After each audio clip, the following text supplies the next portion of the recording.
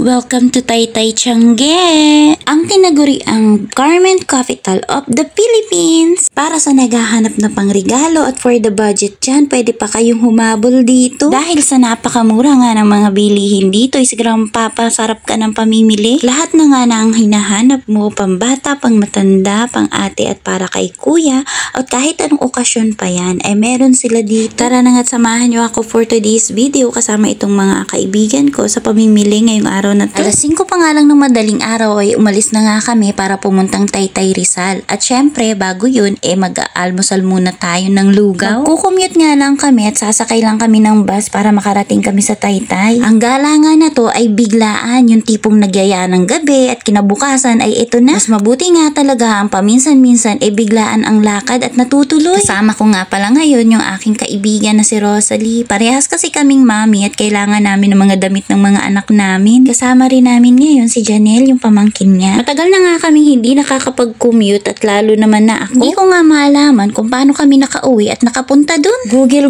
lang at saka syempre yung wag mahihiyang magtanong. Mula Monumento ay sumakay nga lang kami ng bus papuntang Cubao. At tumawid nga kami papuntang Star Mall. May mga UB Express dun at dun kami sumakay. Hindi nyo lang napupunta kayong Taytay Tiangge at ihihinto nila kayo sa tricycle kung saan ihahatid kayo dito sa Taytay. Alas 5 nga kami umalis at alas 8 na ng umaga nang nakarating kami dito. Ang masasabi ko lang ay award-winning talaga ang traffic.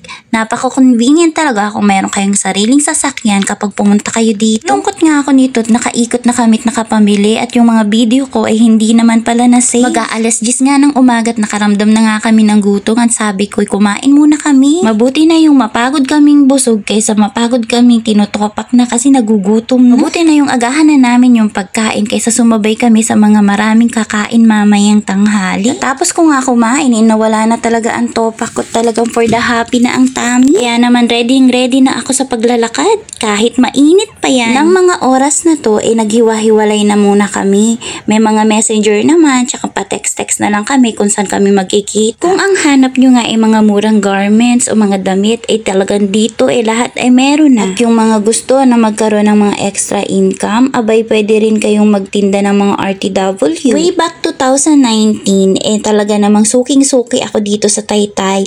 Halos twice a week ako nandito. Nagtitinda kasi ako ng mga products galing dito. Mga dresses, mga pants, at lahat-lahat na nga. Yung green na bag sa akin at yung brown naman sa kanila. 12 ng tanghali, natapos na rin kami ng pamimili. Tignan nyo naman ay pawis na pawis at para kaming mga mandirigma. Pero ang mga ngiti naman namin ay talaga namang abot tenga. Ano pa bang masasabi ko kundi happy na naman ang inyong classmate for today's video. Ang karaniwang nga pinamili ko para dun sa bunso kong anak dahil lumaki na nga siya at wala na siyang maisuot na maayos.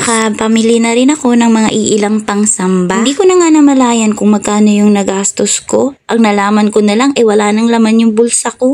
Oh my God!